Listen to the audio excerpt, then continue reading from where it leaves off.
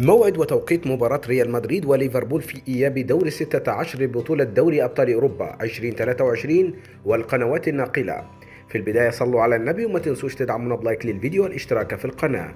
يفتح ملعب سانتياغو برنابيو أبواب لاستضافة مباراة قوية تجمع بين ريال مدريد ونظيره ليفربول مساء يوم الأربعاء القادم 15 من شهر مارس، وذلك في مباراة إياب دور 16 ببطولة دوري أبطال أوروبا 2023. ليفربول يخوض المباراة بذكريات سيئة بعد الهزيمة التي تلقاها في مباراة الذهاب بنتيجة كبيرة وكارثية، ويحضر الريدز لهذه المواجهة بكل قوة ويأمل في عمل ريمونتادا لأن لا شيء مستحيل في كرة القدم. ويحضر ريال مدريد للمباراة بتركيز عالي وبشكل قوي، فهو يأمل بالفوز لزيادة حصيلته من الألقاب إلى 15 لقبا.